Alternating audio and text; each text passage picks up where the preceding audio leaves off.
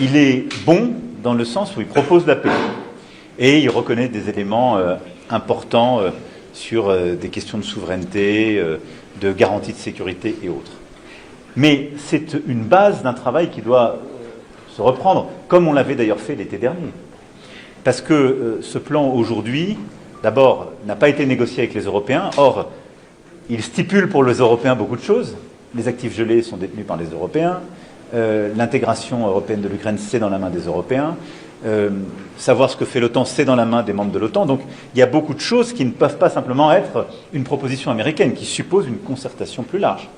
Donc je pense qu'il faut d'abord dire, nous voulons tous la paix, et on est cohérent. On veut que cette paix soit robuste et durable. Donc pour ça, il faut des éléments qu'on a déjà posés à plusieurs reprises.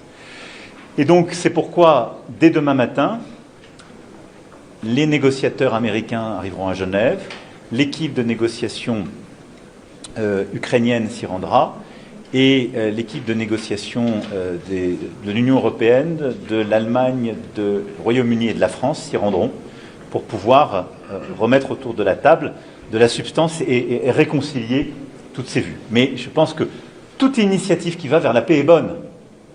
Maintenant, nous savons à quelles conditions cette paix est acceptable. Il faut qu'elle prenne en compte les éléments qui permettent une paix juste et durable pour les Ukrainiens et qui prennent en compte les éléments de sécurité pour tous les Européens. Pourquoi ce plan il serait inacceptable? Je ne vais pas pré-négocier pour ce que font nos Sherpas, mais on voit bien qu'il y a des éléments sur la limitation du format de l'armée ukrainienne, donc de sa propre souveraineté. On sait que s'il n'y a pas les éléments de la dissuasion, les Russes reviendront et trahiront leurs promesses. Nous l'avons vu à plusieurs reprises, et en particulier en ce qui concerne l'Ukraine en février 2022. Donc nous voulons la paix. Je pense qu'elle doit commencer par un cessez-le-feu. Et ça aussi, c'est des choses qu'on peut essayer d'avoir à court terme. Je constate que depuis mars, où le président Zelensky a donné son accord sur le cessez-le-feu, c'est la Russie qui a toujours dit non. Mais on a des éléments qu'on avait déjà retravaillés d'ailleurs, et au printemps-été, et après la rencontre qui s'est tenue à Anchorage. Donc voilà, on va recréer un moment de reconvergence pour essayer d'avoir un texte commun. Monsieur le Président de l'Afrique, de l'Europe en Afrique, vous avez organisé la conférence pour la paix humanitaire en République démocratique du Congo, mais depuis même dans ce sommet, vous n'en avez pas parlé. Qu'est-ce qui bloque? Vous êtes à quel niveau? Combien collecté? Ou bien qu'est-ce que les acteurs doivent faire? Alors, je me permets de juste corriger votre propos.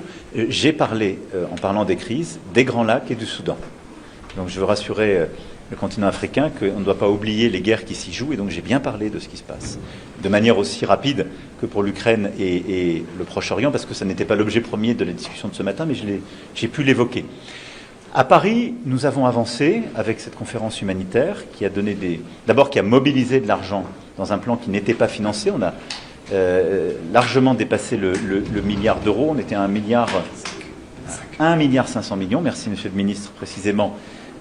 Avant le sommet, on était à 150 millions d'euros. Donc on a fait x10 sur le soutien à l'humanitaire en République démocratique du Congo. C'était une nécessité, il faut qu'on continue d'avancer, la situation est terrible dans tout l'Est et dans les Kivu. Maintenant, on avait aussi posé des points opérationnels comme la réouverture de l'aéroport de Goma, les conditions pour le permettre.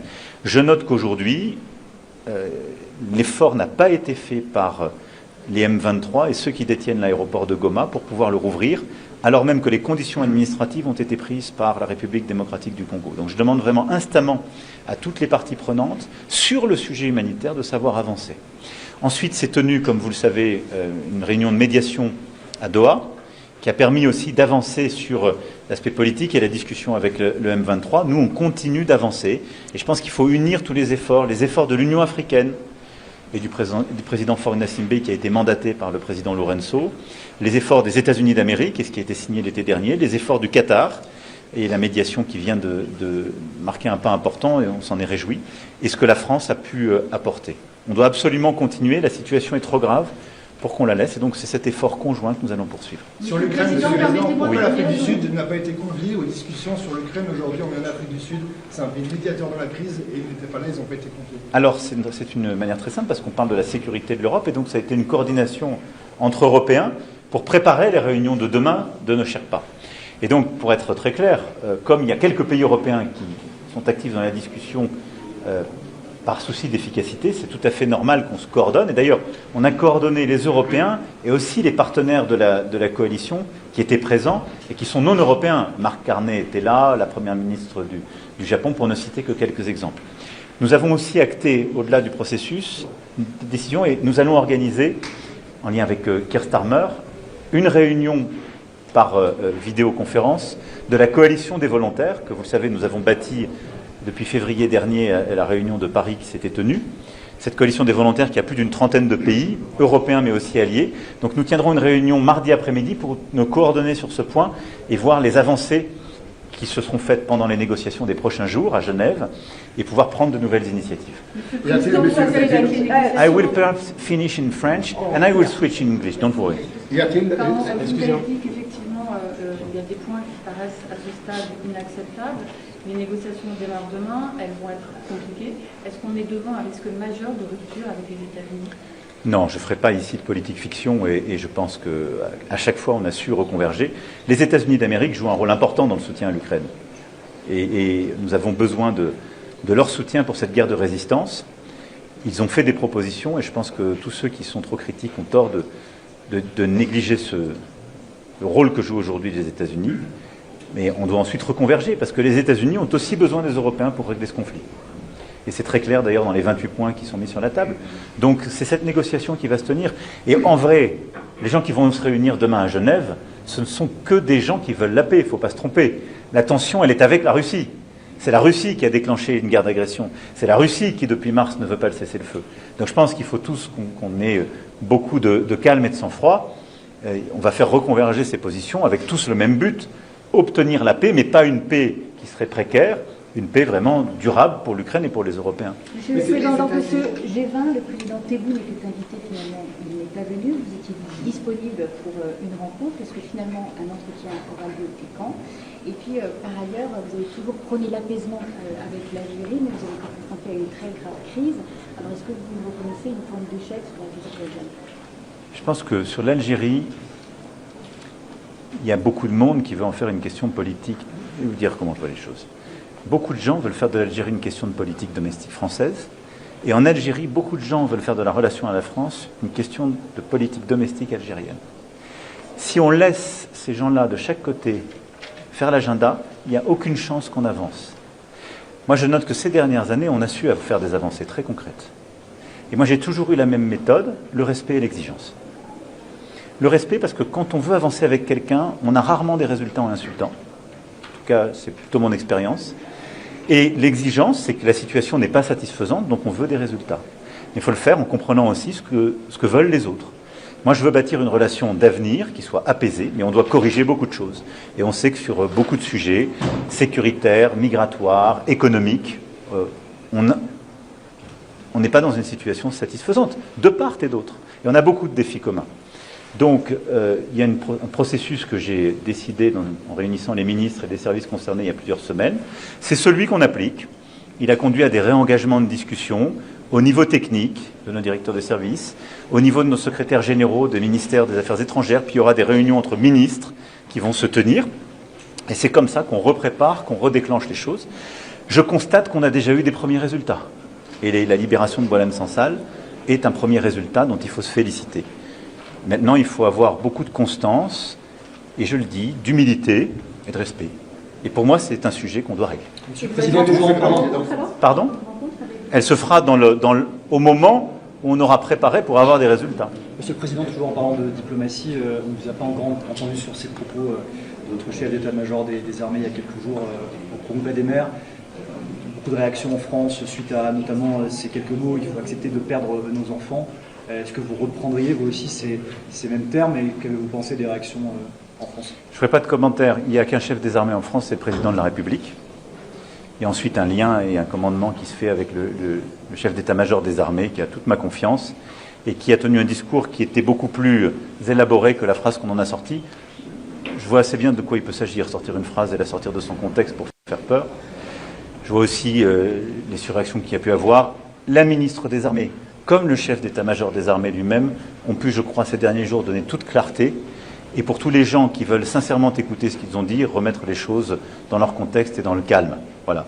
Nous avons une armée qui est forte, dont on doit être fier, qui s'est engagé sur des théâtres d'opération dangereux ces dernières années, qui n'a jamais manqué à sa mission et ses devoirs, et que nous avons consolidé par les décisions que nous avons prises, et les 2 lois de programmation militaire. Et c'est même véritablement l'armée la plus efficace du continent européen aujourd'hui. Et donc nous sommes fiers de cette armée. J'aurai d'ailleurs des annonces complémentaires à faire dans les prochains jours et les prochaines semaines. Et c'est ça qu'il faut regarder. Et parce que c'est ce qui nous permet, je le redisais le 13 juillet dernier, dans le monde où nous vivons, fait d'incertitudes, d'une montée des tensions,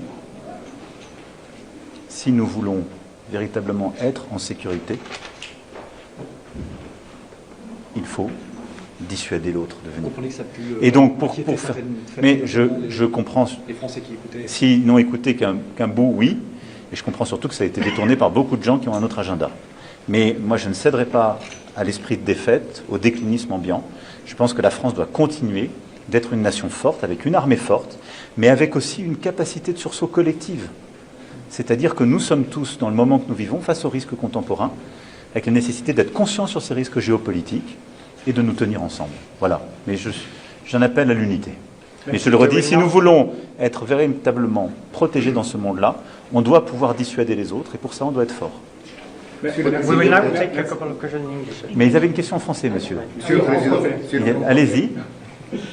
Monsieur le Président, est-ce que vous êtes prêt d'organiser un sommet G8 l'année prochaine, si c'est nécessaire?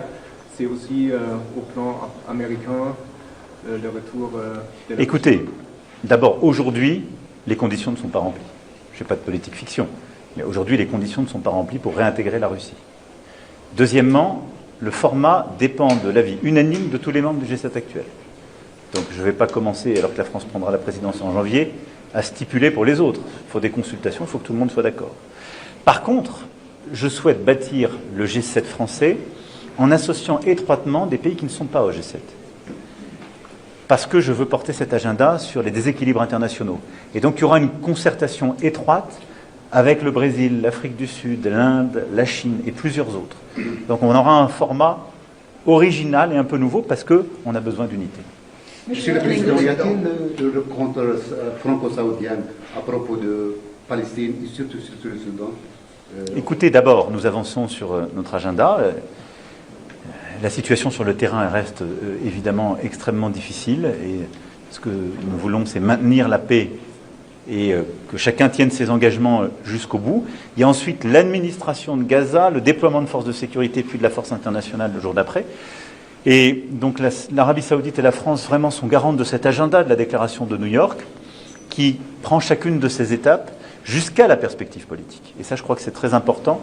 Et c'est ce qui, d'ailleurs, fait le consensus, pour ne pas dire l'unanimité dans toute la région.